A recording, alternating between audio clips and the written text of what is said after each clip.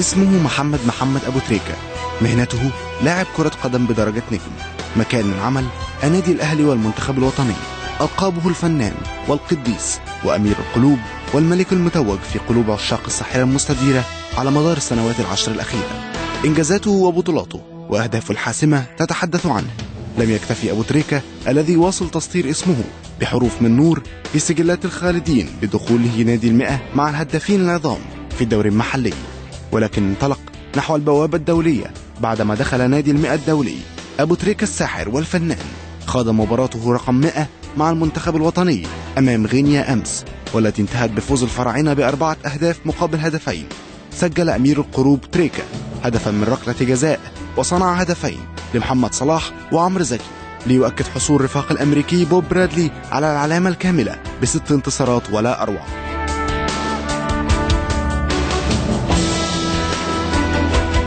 الآمال كبيرة على أبو تريكة ورفاقه لتحقيق إنجاز اللعب في كأس العالم بعدما شارك في جميع البطولات القارية، سواء مع ناديه الأهلي بالفوز بدوري الأبطال الإفريقي 4 مرات، ومونديال العالم للأندية باليابان 4 مرات، بجانب كأس السوبر الإفريقي أكثر من مرة، وكأس أندية الخليج مع بني ياس الإماراتي، ناهيك عن بطولاته المحلية التي لا تعد ولا تحصى مع نادي القرن الإفريقي الأهلي.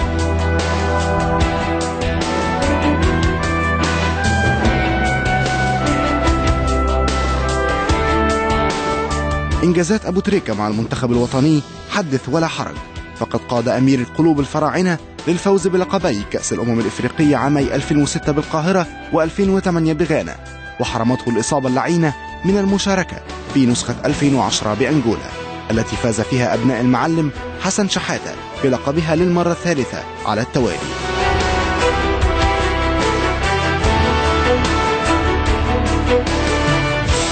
شئنا أم أبينا، سيظل أبو تريكة أفضل من أنجبتهم الملاعب المصرية في الألفية الثالثة، وأحد الأوراق الرابحة التي يعتمد عليها الأمريكي بوب برادلي للوصول لمونديال البرازيل 2014، وهو الإنجاز الوحيد الذي يطوق أمير القلوب لتحقيقه قبل الاعتزال.